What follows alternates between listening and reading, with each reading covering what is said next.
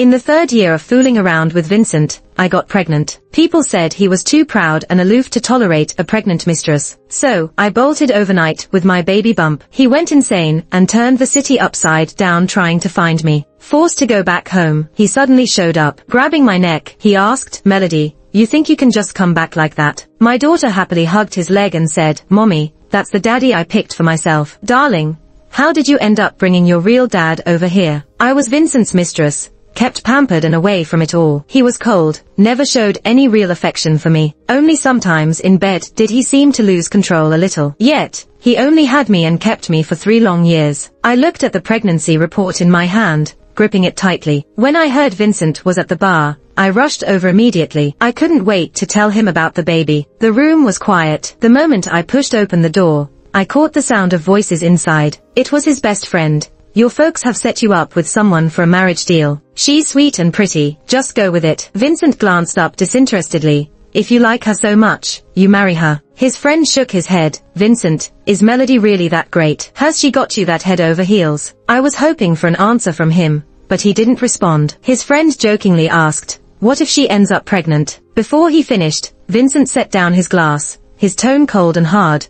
"I've taken precautions. She won't get pregnant. She can't get pregnant." His friend smirked. "What if she does? Would you make her get rid of it?" There was silence. I felt a chill down my spine. I almost forgot how Vincent always took care about this, not wanting his mistress to have a child. I turned around and shredded the pregnancy report. It felt like a cruel joke, a fleeting moment where I thought he might actually look forward to this child's arrival. It was only much later that I learned someone said something vulgar about me in the room afterward. Vincent crushed his glass with a cold expression. That night, Vincent didn't come home. I had a nightmare. I dreamed Vincent was choking me, his eyes dark and vicious.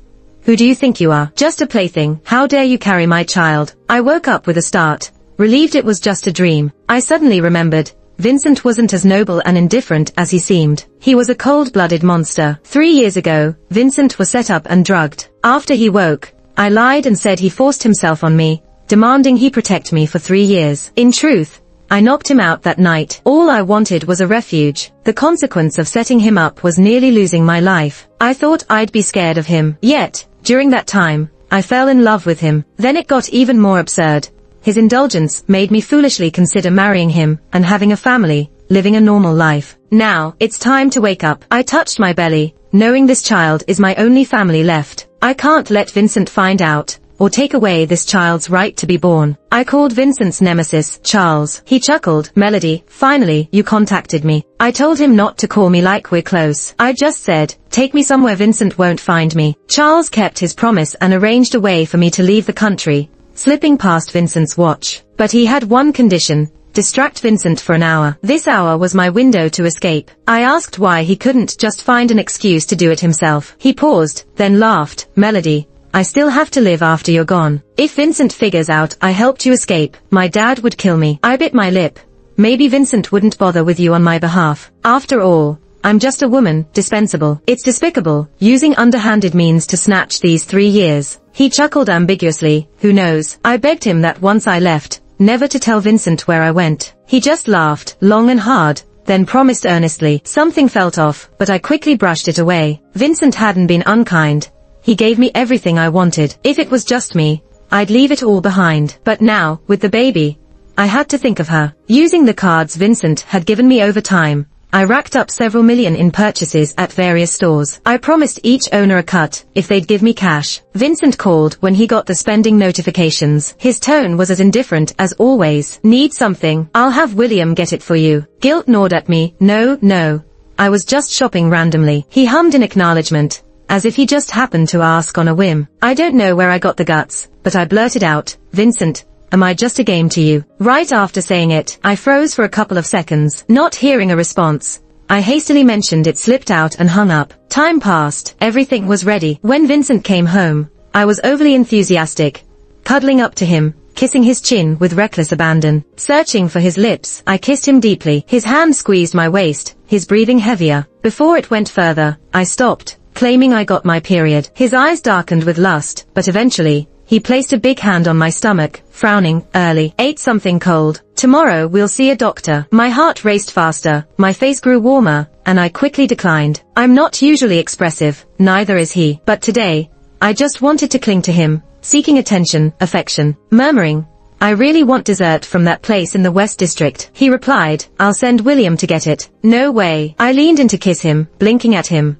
I just want you to go buy it. The store might close soon, and I really want it today. He stiffened a bit, not used to me being like this. When our eyes met, he seemed to be searching. I blinked at him again. He let out a barely audible sigh. Okay. I continued, be nice when you're there, don't scare people. He nodded again. Okay. Vincent never had anyone watch over me. Once he left, I immediately called Charles. Before I headed out, I sent Vincent a scheduled message. Vincent, let's end this. It's been 3 years, and I won't cling to you anymore. By the time I arrive, he should get the message. I was crazy to think Vincent would go nuts searching for me. Charles didn't know why I left, but he advised me, since you're gone, don't come back. Vincent is a madman. If he finds out you played him and returned, he might really kill you. Yet, here I am, 4 years later. I came back. 4 years later, I'm at the airport, on my way home. After landing, I went to the restroom, and when I came out, my daughter Wendy hugged me. Mommy, Wendy found a handsome dad for herself. I thought it was a joke. I told no one else about my return,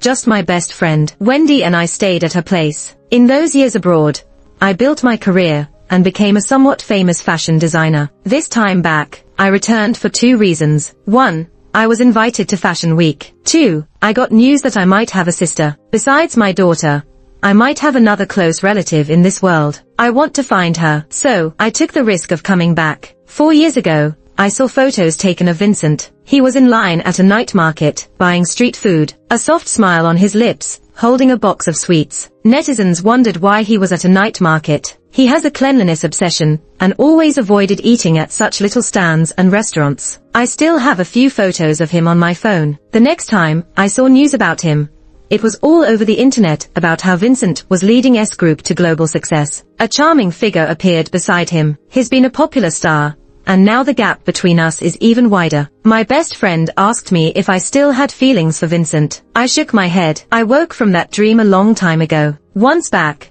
I had people look into finding my sister. On the day I was to attend Fashion Week, I dropped Wendy off at daycare. At the event, I found my seat. When it was my turn to go on stage to give a speech, the spotlight was on me. The host asked about my inspiration. The work summer boat took me 3 years to create. During the summer, I spoke confidently on stage. Suddenly, a sharp shadowy gaze locked onto me. That's when I noticed the VIP section on the 2nd floor, where a familiar figure watched from the darkness. Who knows how long they'd been looking? His dark eyes were indifferent, like a predator lurking in the shadows, cold and fierce. I froze, barely registering the host's questions, or my answers afterward. Back in the backstage dressing room, I finally relaxed. I turned around, and a warm hand swiftly gripped my throat tightly. The familiar mild woody scent engulfed me. A sinister, ruthless voice echoed in my heart. Melody, you came back. His eyes flickered with a mix of obsession and madness, and hints of a murderous glint. He truly was a madman. The madman tightened his grip,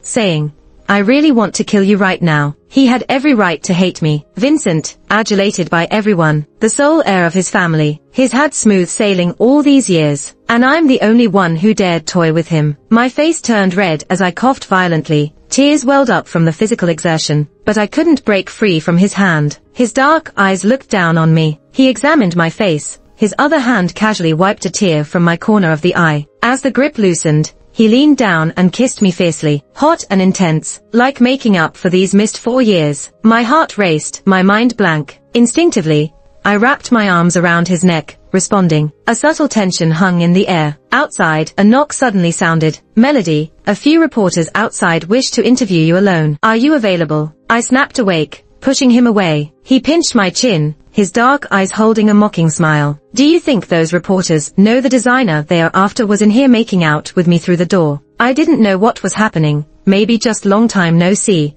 My body was reacting. I unconsciously ran my hand over his abs, stammering, no idea. The clarity hit me.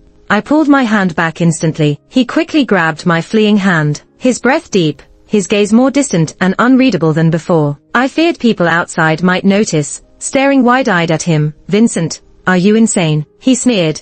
You're the one who touched me, Melody. So who's really crazy? I kept silent, and he added, I'm insane, for kissing you relentlessly, for letting you touch me willingly. He seemed unnervingly intense. I pressed back against the door, one hand quietly reaching for the handle. Soft laughter fell from above me. An alarm sounded in my head. He leisurely pulled my hand, placing it on his abs. He seemed even more chiseled than before I left. Back then, he could tire me out in bed. Now, realizing my thoughts, my face went red, blushing already. How will you manage later? Since you touched, you better make the most of it. I eyed him cautiously. I've had enough. Who said you had enough? You'll stop when I say. My thoughts scattered. What about the reporters? His eyes cool and heavy. Let them wait. I asked again. Don't you hate me? I even thought of killing you. But another way came to mind to make you suffer. What's that way? His warm hand landed on my waist. His grip tight on my waist, the hand tightened. The other hand held my thigh, lifted me, pressing me against the door. I was about to let out a startled cry. He put a finger to his lips, eyes cold.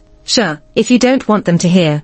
Don't make a sound, because I won't stop. He was becoming more unpredictable, and even more twisted. Much later, I found a bite mark on my neck. He did it on purpose, staring intently at the scar. Pain is good, so you won't easily forget. That's why he's so fierce and ruthless, to make sure I won't forget. When it was all over, he went back to being cold and distant. I clearly saw him pause for a moment. He asked me, who is summer boat created for? The conversation abruptly ended. He turned and left, my heartbeat finally returning to normal. I then noticed several missed calls and texts from the staff. I quickly apologized, claiming I wasn't feeling well and fell asleep in the lounge. They didn't think much of it. When I stepped out to catch a cab, I suddenly recognized a familiar figure at the corner. William, Vincent's assistant. We hadn't seen each other in 4 years. He was now even quieter. He walked up to me and coldly said, Vincent can only keep his sanity with medication. Out of selfishness, I hope Miss Melody can help him. If you can't, I hope you won't be in Vincent's sight again. His condition could get out of control. I realized then, Vincent was sick, and it was bad. I found my sister, even met with her. She has a more tomboyish style, looks a bit like me. She resisted acknowledging me, seemed a bit awkward. She has a part-time job, so I gave her a card and tried to care for her. I never felt family warmth. I want her to experience it, but I've been busy, and each meeting is brief. A company I'm working with sent a representative to invite me to a gala. Everyone there was either rich or important. The rep told me to make a good impression and secure some investment for my fashion show. I nodded, not expecting that among the guests there were many familiar faces. The rep introduced me to them, flattering them, trying to make them happy enough to wave their hands and throw some investment our way. I smiled, toasting each one. As I toasted one man, he suddenly exclaimed, "Oh, it's Miss Melody. So many years and you're just a toast girl." Yeah, not as promising as the boss. I kept my expression neutral, smiling along. Didn't want to make enemies or cause trouble. He suddenly grinned nastily. Your chest seems bigger than before, huh? A hand suddenly rested on my shoulder. I looked up, seeing a face that was androgynous, similar to mine. My sister was there. She glared at the man. Jealousy doesn't suit you. Why do you care about her chest? Instead, why not see a doctor for your own issues? I burst out laughing. She shielded me better. The man's face went pale then dark, like a color palette. He sneered maliciously. What? Jumping from Vincent to someone else? If you come with me tonight, I'll invest a little for you to blow. He reached out to grab me. Cheers erupted around. They were all watching for drama. Many of them familiar faces. Back when I was with Vincent, I made enemies of these people. Some tried to get close to Vincent by belittling and mocking me. Some verbally abused me, tried hiring people to hurt or tame me. In the end, I either hit them or Vincent took care of them. They got hurt, physically and in business, and couldn't dare resent Vincent. Now I've left Vincent. They can only bully me, someone with no background. This job isn't worth it. Before they knew what hit them, I slapped him hard. The room fell silent. The man snapped to retaliate. A hand wrapped around my waist. I was lifted and spun. A familiar figure kicked the man without hesitation. His voice was icy, satisfied. Now. Gasps filled the room. Everyone was shocked. My sister too. No one expected Vincent to show up, let alone intervene. Everyone knew Vincent and Melody had a falling out, with no chance for reconciliation. Vincent set me down, turned, and gazed at me. His brows furrowed slightly. Beg me, then I'll save you. I said, but, haven't you already saved me? A hint of frustration crossed his eyes. My sister whispered, Sis, your hubby is so handsome, why didn't you mention it? Oddly, after that comment, Vincent seemed much brighter. What I didn't realize was that after this, I secured the investment. Rumors spread that the woman who vanished from Vincent's side years ago had returned, and he was protective. My sister still refused to live with me. A lovely family later adopted her. I was happy for her. I spent nights searching news about Vincent. It let me see a side of him I hadn't known. One entertainment piece caught my eye. It was a video with many pictures. In the video, Vincent wore the same suit from the day I left. His eyes were bloodshot, almost like he hadn't slept in ages, stress at its peak. The angle was good. Vincent still looked majestic. Through the distance, Vincent's eyes suddenly focused on the camera. The cameraman trembled. So did my heart. I saw desserts he brought for me at his feet. During that time, news of Vincent would surface sporadically, but quickly vanish again. I heard through the grapevine that Vincent's done something,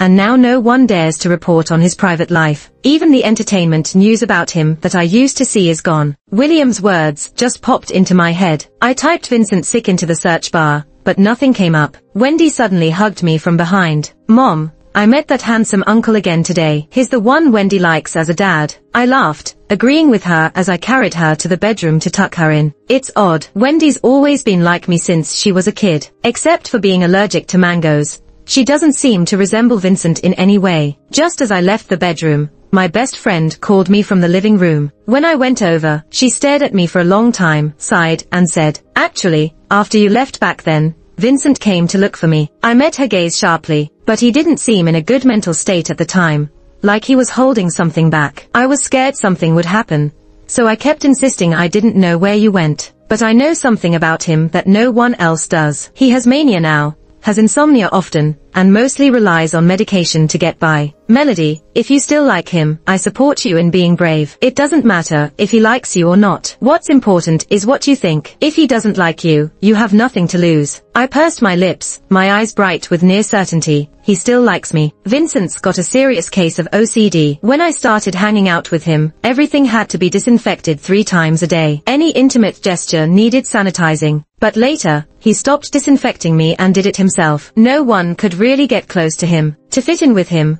I developed a bit of an OCD habit myself. Maybe that's why I was able to be around him. But last time in the lounge, I didn't smell that strong disinfectant smell, and he didn't sanitize before getting close. And this time, when he helped me out, he seemed really intense when he kicked that guy. Suddenly, a call came in. The number didn't have a name saved to it, but I could tell it was William's the moment it connected. His unusually anxious and panicked voice came through. "Miss Melody, Vincent's having an episode. It's bad this time." My voice was thick. "He should call a doctor." "William, but Vincent's calling only for you. He won't let anyone near him, plus he has a fever." "Then call his fiancée." "Why would I call her? The news said he's getting engaged, didn't it?" William quickly explained. "That's something made up by the reporters. Vincent isn't getting engaged to anyone." My hands got clammy. Just like that, the doubts in my mind vanished with this call. I knew clearly, I still liked Vincent. I never forgot about him. So, here I am. There were sounds of things being thrown inside the villa, followed by gasps and screams. Chaos reigned. A bunch of the staff stood outside, gossiping, but too afraid to go in. Suddenly, when they saw me, their faces lit up with joy. "Miss Melody, you're finally here." Vincent's inside. I was here because I couldn't ignore him. But when he's sick, isn't the important thing to get a doctor? Why was everyone looking at me like I was some kind of savior? When they pushed me toward the villa's entrance, my mind cleared. I smelled blood. William and a bunch of bodyguards were inside trying to restrain Vincent. His eyes were red, and he radiated a bloodthirsty, manic energy. No one dared to get close. I've never seen Vincent like this, giving off such a terrifying vibe. He was choking one of the bodyguards with a hand. More guards lay defeated on the floor. When William noticed me, his expression changed. "Didn't you bring the medication?" "What medication?" he shouted. "Get out and close the door." Vincent isn't in his right mind. But it was too late. Vincent turned and looked at me, staring intensely with his dark eyes. His grip eased and the guard dropped backward. He didn't do anything, just looked at me like a puppy. I didn't know why my mind compared Vincent to a puppy. Instinctively, I held out my hand to him. "Are you going to come over?" Like a little pup, he suddenly looked like he'd seen his owner, his head down in a sort of surrender. Snuffling, he walked over to me. I hesitated and hugged him. His body was burning. I quickly checked his forehead with my hand. He nuzzled into my palm with his head. "Melody, Melody." He kept saying my name. It wasn't long before someone grabbed a syringe like for a cattle shot, and jabbed it into Vincent's arm. I helped get him to bed. When I left to fetch some hot water, I stopped by the study's door. Back in the day, Vincent didn't like me going into his study. I was just his mistress. I only had a place there because of him. But now we had no ties. I wanted to see what the study was like. I reached out,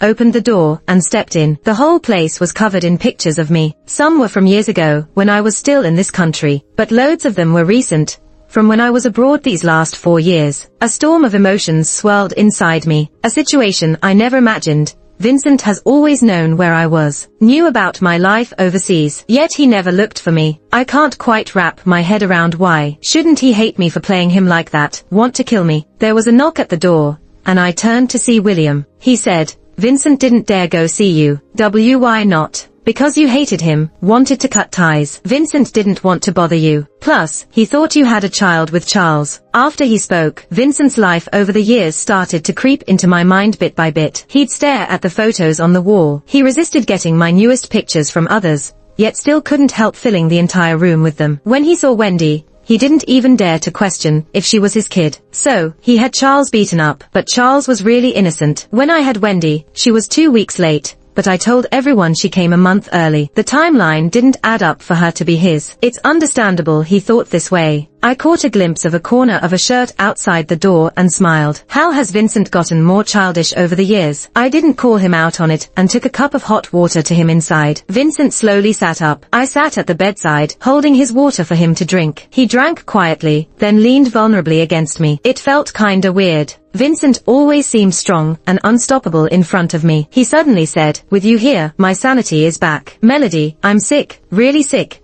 And I only just realized how bad it is." Vincent hadn't gotten ill just after I left. He'd been sick all along. It just got much worse after I was gone, harder to manage. He relied on specially made meds, and I knew nothing about it. When his mania acted up, he'd hurt others, not recognizing anyone. That's why the house often had chains prepared for when he got out of control. He used to hide all this from me, but now, he was laying it bare, deliberately showing me his weaknesses, and opening up old wounds. Earlier, he kept it from me to avoid seeming weak, not wanting pity. Now, with sweat-soaked hair and a pale face, those dark eyes looked a little lost and fragile. He buried his head gently in my neck, saying, "Melody, have some sympathy for me too." He was still the Vincent I knew, just more calculating. After a pause, I suddenly asked, "Do you hate kids?" He responded with a "Yeah, I do." I didn't say anything more then. Just left after he fell asleep. Wendy was more important to me now. I wouldn't give her up for anyone. When my mom had my sister, she died from blood loss. My dad remarried quickly. He claimed my sister died too, but he actually sent her to a welfare home. He didn't send me cause I was older and could help around the house. Then my dad got a gambling addiction and lost everything. My stepmom left him, taking their children away. My dad sold me to the casino boss. When he sent me to the boss's bed, I ran away. I met Vincent before, but didn't expect that day he'd be in trouble. Someone trying to set him up with a girl. So, I took the chance. I've always craved family. I didn't know how to reach out to Vincent again, or if my presence would trigger his illness.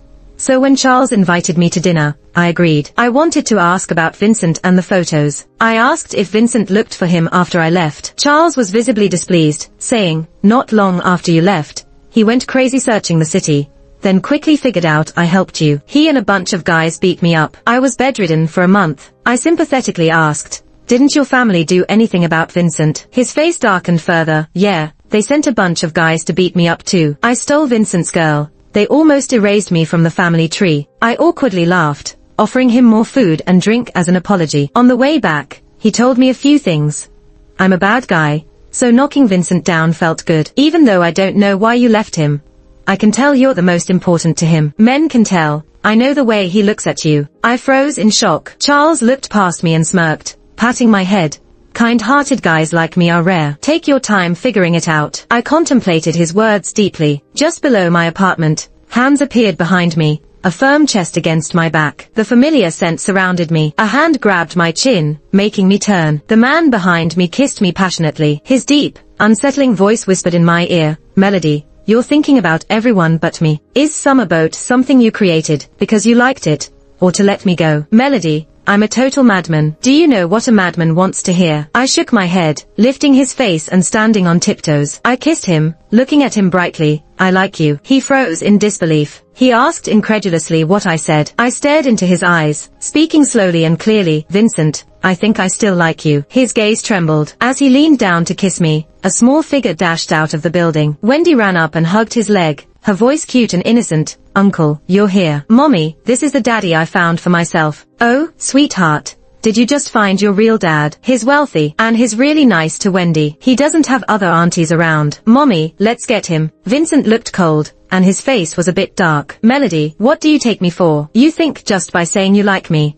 I'll become the stepdad to your kid? I was at a loss whether to laugh or cry. Vincent clearly did his research, knowing about my life abroad, but he doesn't know that I had no romantic life there. At most, I just had people interested in me. The only one who could have gotten me pregnant is him. Wendy blinked her big, bright eyes, darting her gaze between us. Then she whispered to me, Mom, hurry up and get the new dad. He's just stubborn. Don't listen to him. Vincent's stoic attitude crumbled in front of Wendy. I couldn't help but laugh. I crouched down to ask Wendy to go wait for me. Once she was gone, Vincent said softly, did it hurt? I was stunned. He looked at me intently. When you were having the baby, why wasn't the person who got you pregnant by your side? I finally understood what he meant. Was that person so great that you'd go abroad for him, risk everything to have a baby? I asked, what risk? He paused for 2 seconds, then admitted, your mom had massive bleeding after giving birth. I didn't want you facing that. If it was up to me, I wouldn't have let you have a baby. I felt a bit absurd, my throat tight, almost unable to speak. After a moment I said,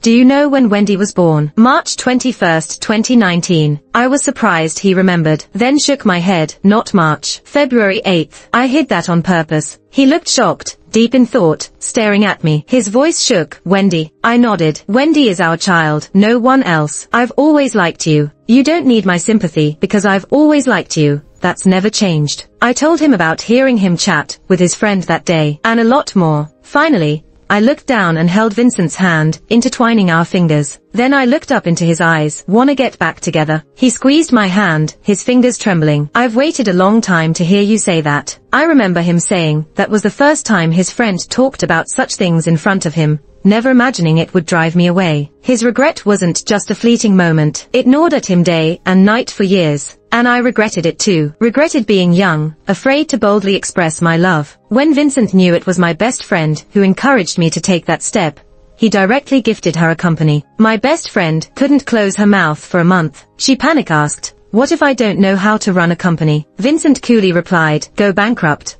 I'll give you another one. If you don't know something, ask us. And I became the biggest shareholder of S Group. My best friend got so enamored with Vincent that she sent me and Wendy packing. We naturally moved into Vincent's villa. Vincent sat face to face with Wendy, both looking stern. Vincent, where's your dad? Wendy, my mom says I don't have a dad. My dad went far away, and he's a big meanie who bullies mom. I like you, so how about being my new dad? Okay, but you have to get through my mom, or Wendy won't accept you. I felt a shiver run down my spine and quickly pulled Wendy to me. It took a long time, but I explained she really did have a dad. Vincent explained how it wasn't dad who abandoned us, but rather misunderstandings we had. She stayed quiet for a long while, then Dad, Mom, you both have to say you love me every day. Once the misunderstandings cleared, she beamed like a little son. Wendy has a dad now, just like other kids. I often visited my sister, bringing her food and looking after her. She wasn't used to it at first, but gradually opened up,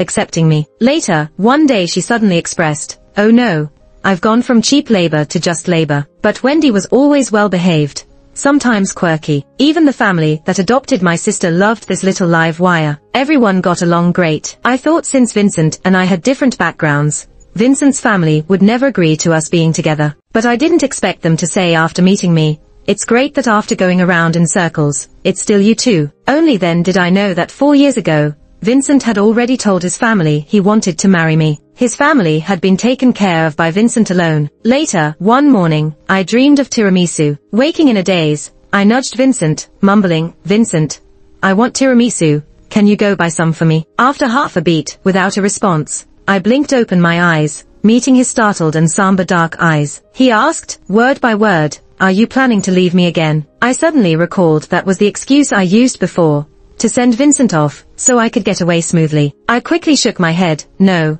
I really just want some cake. He said nothing, silently got up, gently escorted a sleepy Wendy to the next room, instructing William and others to watch the child, before returning. As soon as he entered our room, he locked the door in one fluid motion, his dark eyes fixed intently on me. It's time to settle the old scores. With that, his large hand grabbed my ankle, pulling me toward him. I was in shock. Men really do hold grudges. Yet when I next awoke, I saw the diamond pigeon egg on my right ring finger, almost blinding me. Vincent said, "We've got a lifetime of accounts to settle, one step at a time." William's epilogue. According to what William recalled later, not long after Melody came back, Vincent fell ill. My first reaction was to call his doctor. I told Vincent, "I'll call the doctor to come check on you." But after I said that, Vincent didn't respond. He just stared at me intently. He looked serious. "I'm sick, and I need someone to take care of me." I didn't get it, so I tentatively said, "I'll call the old lady." He said nothing. His eyes were dark and heavy. I hesitated. Then should I call Miss Melody? As soon as I said it, Vincent looked away. He said, "I'm very ill and need someone to look after me right away." That's when it clicked for me. I quickly dialed the number I found for Miss Melody. "Miss Melody, Vincent is sick. This time it's serious." Vincent nodded in satisfaction. I realized another chance for a raise was coming. Vincent was also the one who found Melody's sister. After getting the news, he had me casually leak it to her close friend. But after a few days, nothing happened abroad. Vincent was in a bad mood all day, sitting rigidly in the living room. After some time, he sighed and said, "Forget it. Her sister's info didn't work. Spread the word that I'm gravely ill." No sooner had those words left his mouth than my phone rang. Melody was back in the country.